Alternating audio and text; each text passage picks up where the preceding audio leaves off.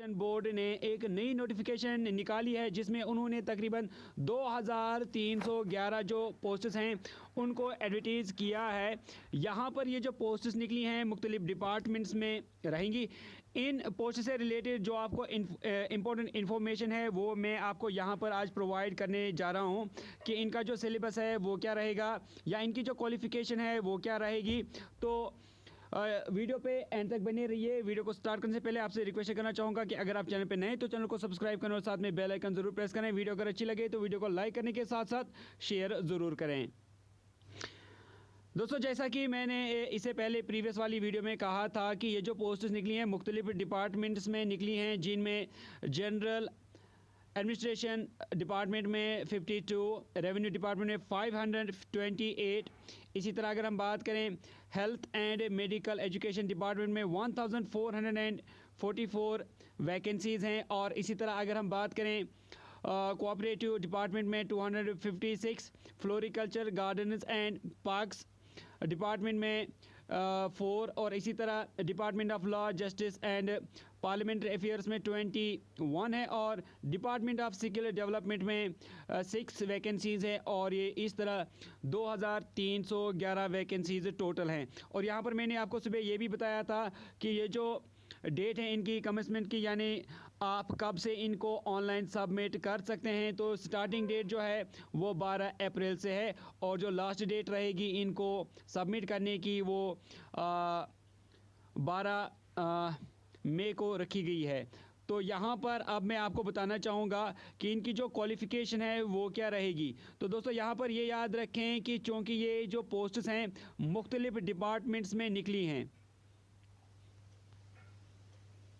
Qualification की अगर हम बात करें तो यहाँ पर जो क्वालिफ़िकेशन है वो एनेक्जर ए में दिखाई गई है कि किस पोस्ट के लिए क्या क्या क्वालिफ़िकेशन रहेगी। तो हमें जाना पड़ेगा एनेक्जर ए में, लेकिन उससे पहले मैं आपको यहाँ पर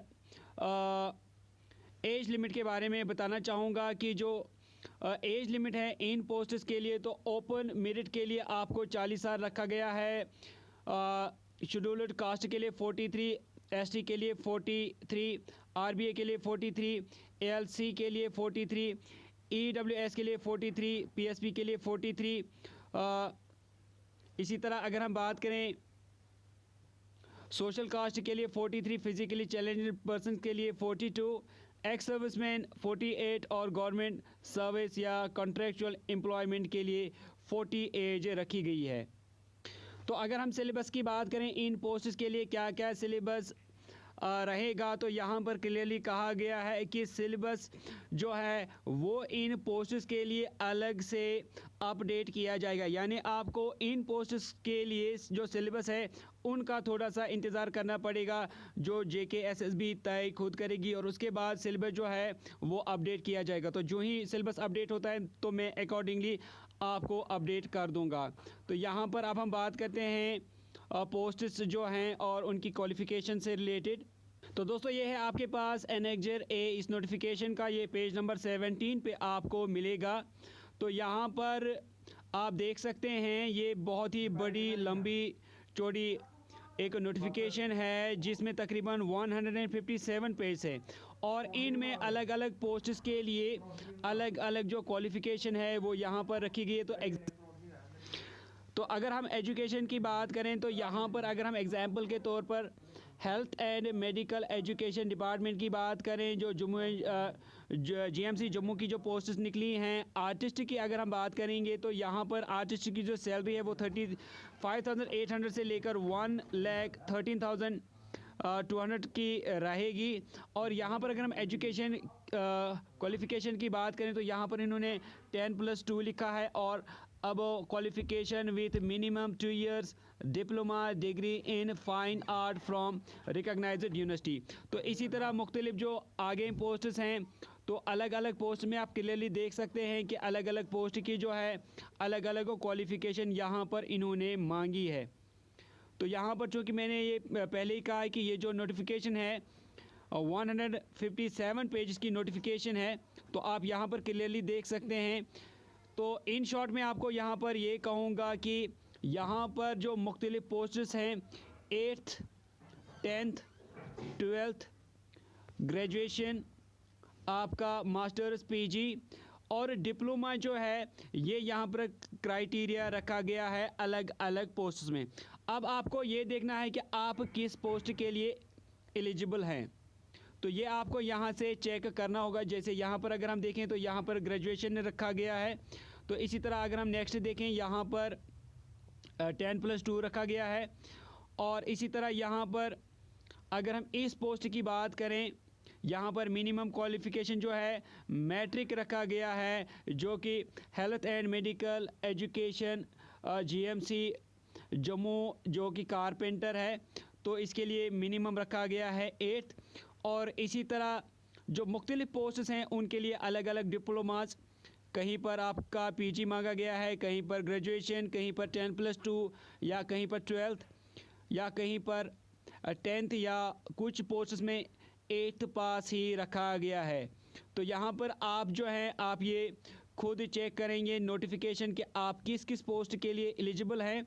तो उसके लिए आप क्या करेंगे, मैंने नीचे डिस्क्रिप्शन में लिंक दी है, वहाँ से आप ये नोटिफिकेशन जो है पूरी नोटिफिकेशन डाउनलोड कीजिएगा और आप खुद चेक करें कि आपके पास कौन सी क्वालिफ़िकेशन है और आप किस पोस्ट के लिए किस डिपार्टमेंट में एलिजिबल हो जाते हैं।